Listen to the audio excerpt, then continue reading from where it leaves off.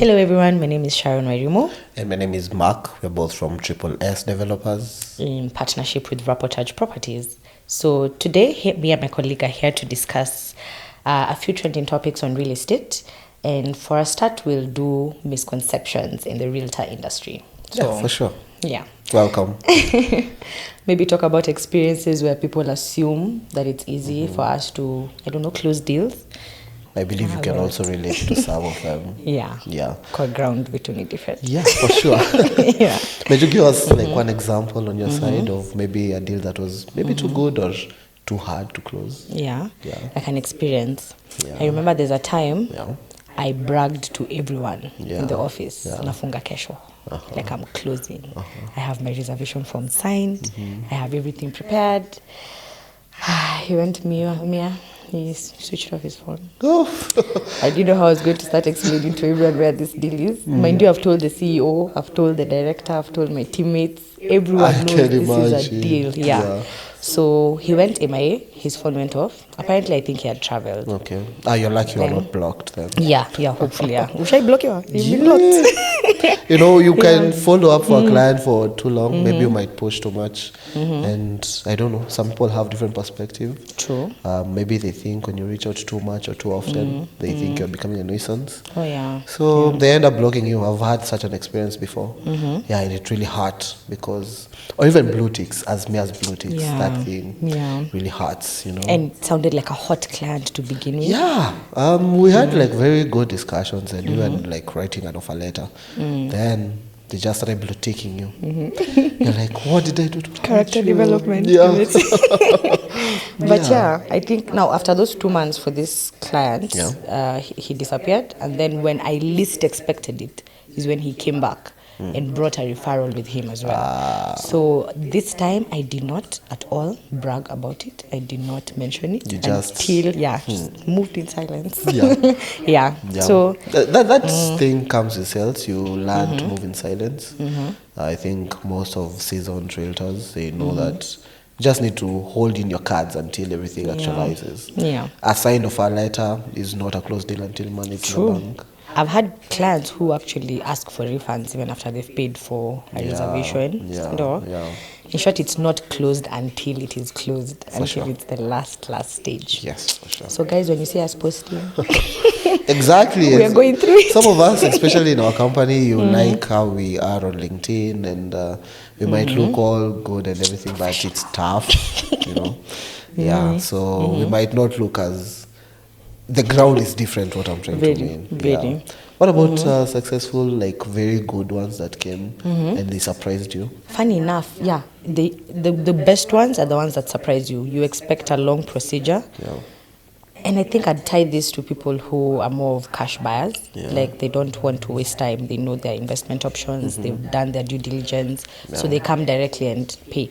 But in those moments, you have to be so careful because this cash can easily just go elsewhere. I remember I had a very shocking experience. I had a Zoom call with a client from abroad. What helped me in this deal was that he had a very close relationship with the agent who I was handling here in Kenya. So I pitched on like a Monday evening at around 4 p.m. because of the time difference. On Tuesday morning, I'm coming to my office. When I'm checking my emails, I'm just seeing I received paid and signed seller agreement. I can close. How fast is this? It's just less than 24 hours of the ones you least expect. So that one was a very shocking one. I always give gratitude to God because some things, it's just beyond your control. True. So such sales really also happen. So as much as it's tough, there are also good advantages with such interactions. I think for the maybe aspiring realtors in the future, for them not to be misguided, thinking it's as easy as it looks, maybe we can shed light on some procedures, some things that you have to go through, like marketing or... I don't know. What would you do? Because everyone has their own method. What do I do in terms of closing or before now you even get the client, before you get to close? How do you even acquire that lead? Lead generation is really a different topic, and it's really tough on its own. I believe you can also relate. Most agents in the market also find it difficult to get leads nowadays. You use social media, you use YouTube, you use Instagram. You also end up using the meta leads. I believe most of the agents are familiar with that. Also private sites and websites where you like showcase your projects. Generating leads is all about putting yourself out there. Yeah. In terms of Once marketing. a client will see you often and regularly, they will be yeah. able to be like, whenever I'm looking for a property, I remember that phase that I see a lot. So they will contact you. So that happens also. But lead generation always comes through mainly networking for me. I enjoy networking. So you'll find me out here in events. Whenever I see an opportunity where there are people, new people I can interact with, I'll always put myself out there. That's actually something I learned from you. I noticed you never miss an agent's event, ever, whether it's involved in your project or not. Yeah. And it's very good because you get to interact with very many other people who can bring you potential investors. For sure. Even marketing, you're still a teacher. No, LinkedIn, I'm trying. every day. What about you? What is maybe like working for you, apart from a strong database that you might have? I'd say networking Yeah. is my number one. Yeah. I've recently started being aggressive on online platforms. Okay. But I noticed for that to work, you have to have traction. You have to have followers. I don't know. It doesn't make sense for you to have 50 followers and then expect continuous results and feedback from an online post. For sure. But if you build your following, then yes. But for me, networking in one-on-one conversation, you don't even have to talk about investments or just ask about their day. How is their family? For sure. That constant follow-up, just checking in with the client. Check on them.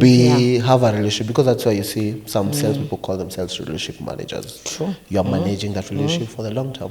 Yeah. Yeah. So that even in the case that the client is not buying your product now, he will buy what you're selling Later. in future, or he will be confident enough to refer their friend, their brother, to back to you. So I think I was going to say that next, the referral part. My networking always builds to referrals. Okay. I'd believe most of my database knew what wanajuana. This one knows this one. Yeah. Sent me this one. Yeah. So I feel like if I stopped being a nice person to my clients, my business is done. Yeah. I'm But gone. be a nice person to everyone, you know. Yeah, that too. That too. Yeah. So anything you might want to add to that?